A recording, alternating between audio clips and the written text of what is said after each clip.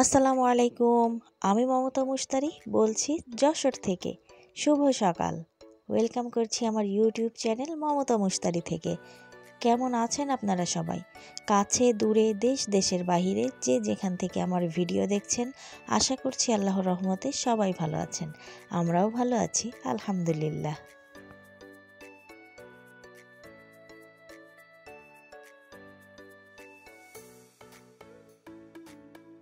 আজকের ভিডিওটা শুরু করেছি একটু সকাল সকাল। চেষ্টা করেছি সকাল থেকেই ফুটেজ নেওয়ার, আর সেটাই আপনাদের সাথে শেয়ার করছি।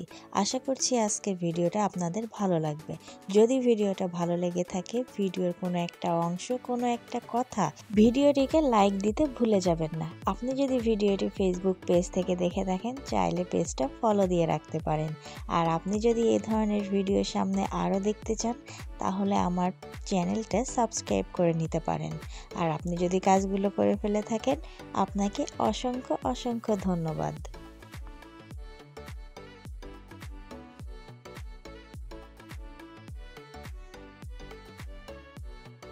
শীতের সকাল মানেই আমার কাছে গরম ধোয়া ওঠার রুটি আর নতুন আলু দিয়ে আলু ভাজি। এই দুইয়ের কম্বিনেশন আমার যে কি অসাধারণ লাগে, সেটা আমি ভাষায় প্রকাশ করতে পারবো না। আমার কাছে তো খুব দারুণ লাগে। আপনাদের কার কাছে এই আলু ভাজি আর রুটি ভালো লাগে, আমাকে কিন্তু কমেন্ট করে জানাতে পারেন। আমার ভীষণ ভালো লাগবে।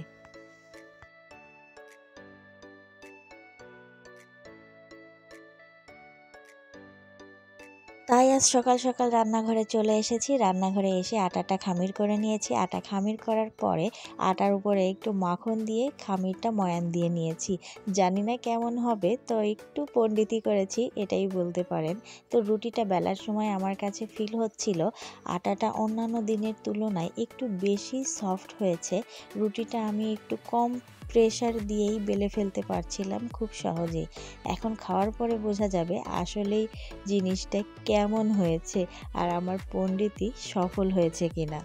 আমি আটা খামির করার সময় হয়তো বা কখনো 1-2 চামচ তেল দেই, আবার কখনো দেই না। কিন্তু পরোটা বানানোর সময় ভেতরে তো কাঁচা তেল দিতেই হয়। এভাবে খেয়েছি, কিন্তু উপরে কখনো এভাবে খামিরে মাখন দিয়ে কখনো খাওয়া হয়নি। তো আজ প্রথমবার ট্রাই করব। ঘরে জানেন তো আলু টালু তেমন ছিল না, যা ছিল সমস্তটা বের করেই আলুটা ভাজি করে নিয়েছি। এখন আর এক টুকরাও আলু নেই। কর্তামশাই বাজার থেকে আলু আনবে, তারপর কোনো খাবারে আবার আলু তৈরি করা হবে। আর বাচ্চাদের জন্য এখানে আমি একটু ডিম পোচ করে নিচ্ছিলাম। ওদের জন্য ডিম পোচটা আমাকে খুব সাবধানেই করতে হয়। ওই যে গত এক ভিডিওতে আপনাদের দেখিয়েছি, ডিমের পোচের এই কুসুমটা একটু ভেঙে গিয়েছিল বলে ওরা কিন্তু খায়নি, সেটা ফেরত দিয়েছে। আমার বাচ্চাদের ক্ষেত্রে কি হয়, ওই যে আগে দর্শনধারী তারপরে গুণবিচারী। ওরা আগে দেখবে জিনিসটা দেখতে কেমন, তারপরে ওরা সেটা ট্রাই করবে। তো যাই হোক, ওদেরকেও খাবার দিয়ে দিচ্ছিলাম। আর চলুন এখন একটু খেয়ে দিয়ে দেখা যাক কেমন লাগে আজকের মাখনওয়ালা গরম গরম রুটি আর আলু ভাজি।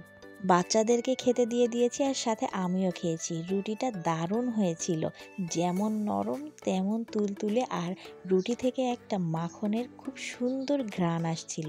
এদিকে তো আমরা খেয়ে নিয়েছি, আর এর অবস্থাটা দেখুন।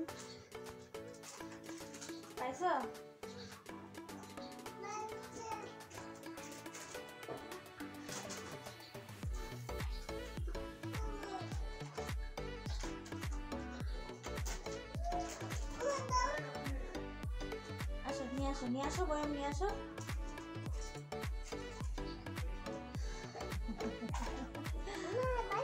নিয়েছো? হ্যাঁ, ড্রয়ার বন্ধ করে দাও, ড্রয়ার বন্ধ করে দাও।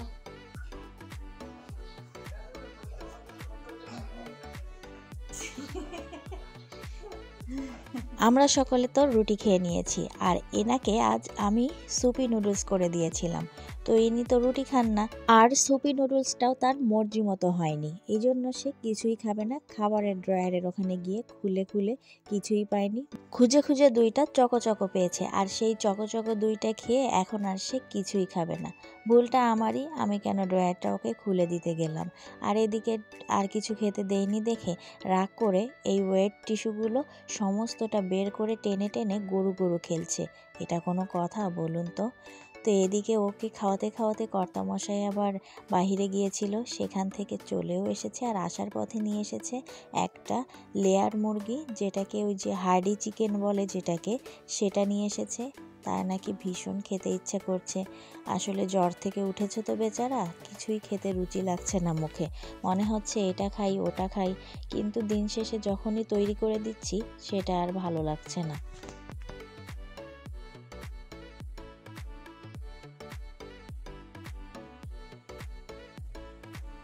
আবার বাজার থেকে আসবার পথে আমাদের জন্য এই পুরি আর ডালটা নিয়ে এসেছে। আমি আর বাচ্চারা এই পুরিটা ভীষণ খেতে পছন্দ করি। আর এদিকে আমার এই যে মুরগি টুরগি কোটা রেডি, আর বাচ্চারা পুরি নিয়ে চলে গেছে। আর এখন এইগুলো এখানে পড়ে আছে, আমি একা আর কত খাবো। ওরা যেহেতু রুটি খেয়ে উঠেছে, ওদেরও এখন আর রুচি হচ্ছে না পুরিগুলো খাওয়ার, তো পুরিগুলো আবার একটু গুছিয়ে উঠিয়ে রাখলাম। আর এদিকে দেখুন, পাশের বাড়ির এক আন্টি, আমি আর শাশুড়ি মানকচু খেতে পছন্দ করি বলে উনি আবার একটু মানকচু রান্না করেছে।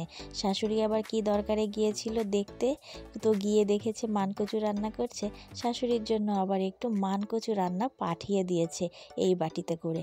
বাটিটা বেশ কয়েকদিন ধরেই আমার বাড়িতে ঘোরাঘুরি করছে, কি দেব কি দেব, কি দিলে উনার আবার অসুস্থ, ডায়াবেটিস আছে, কি দিলে আর কি খাবে না সেটা ভাবতে ভাবতেই আজ ভাবলাম একটু মুরগির মাংস রান্না করেইছি যখন, তখন এইটা দিয়েই বাটিটা ফেরত দিয়ে দেই। শাশুড়ির হাত দিয়ে তাই বাটিটা পাঠিয়ে দিলাম।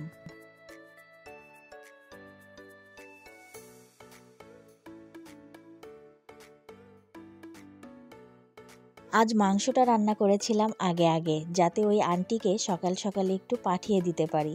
আর এদিকে বেগুন ভাজাগুলো বাকি ছিল, সেগুলোই ভেজে নিচ্ছি।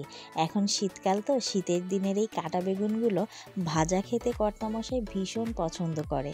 আর আমাদের এখন প্রায়ই দেখবেন বেগুন ভাজা দিয়ে ভাত খাচ্ছি। আর এই শীতের দিনের বেগুন ভাজা খেতে আমার বাচ্চারাও পছন্দ করে। আর এই যে আমার রান্না বাড়া শেষ, এখন বাচ্চাদেরকে একটু খাবার সার্ভ করে দিব। এখানে একটু নরম করে ওই যে ল্যাটা খিচুড়ি করেছিলাম, আর মুরগির মাংস আর বেগুন ভাজা, তিনের কম্বিনেশন কি যে অসাধারণ লাগে। কর্তামশাইয়ের আজকে একটু হয়তো মন ভরে খেতে পারবে, বেশ কয়েকদিন ধরেই বেচারা খেতে পারছে না।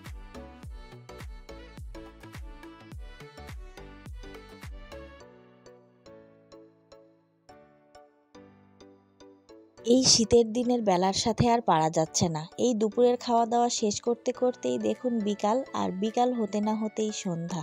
তো বাচ্চাদেরকে খাওয়া দাওয়া করিয়ে বিকালে একটু গুছিয়ে গাছিয়ে ওদেরকে নিয়ে বের হতে চেয়েছিলাম, দেখুন সেই সন্ধ্যাই হয়ে গেল। আর এখন একটু বের হয়েছি, ওই যে গত ভিডিওতে বলেছিলাম না আপনাদের সাথে, যে বেশ কিছু জামা কাপড় ওদের ছোট হয়ে গেছে, আর যেগুলো ছোট হয়ে গেছে সেগুলো তো আর পরতে পারছে না, তো তাই জন্যে বাজারে চলে যাচ্ছি। আর এই যে দেখুন বাইরে কি সুন্দর লাইটিং করেছে, কি দারুণ লাগছে দেখতে, তাই না বলুন? এই যে আমাদের এখানে মোটর পার্টস সমিতি ভোট হয়েছিল, এই জন্য যারা যারা ভোটে দাঁড়িয়েছে তাদের এই মানে সামনে সামনে এরকম স্টল করে, আবার দেখুন এখানে লাইটিং করিনি, বিভিন্ন জায়গায় স্টল করে ওরা লাইটিং করেছে। আর রাস্তাটা একেবারে আলোয় আলোকিত হয়ে আছে, কি দারুণ যে লাগছিল রাস্তা দিয়ে যেতে। পুটুলি বাবাও তো ভীষণ খুশি হয়েছে, ও একটু এরকম আলোকসজ্জা দেখলে খুব লাফালাফি করে। দেখুন কি দারুণ লাগছে দেখতে, আর ও কি আনন্দ নিয়ে দেখছে সেটা।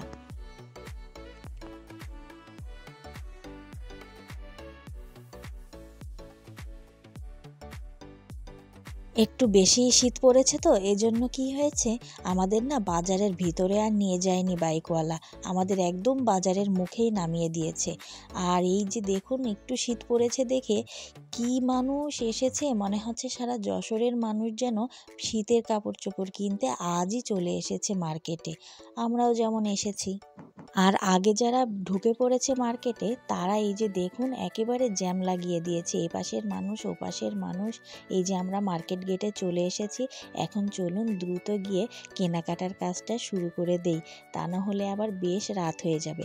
আবার এদিকে দেখুন হর্নের শব্দে একটু থমকে দাঁড়ালাম, দেখি এক লোক হয়তো বা পাগল হবে জানি না আমি, এই যে বেঞ্চ পাতিয়ে রাস্তার মাঝে বসে আছে। দেখতে পাচ্ছেন মার্কেটের ভিতরে কি পরিমাণ লোকের ভিড় হয়েছে, একদম দাঁড়ানো যাচ্ছে না, চুল পরিমাণ জায়গা নেই।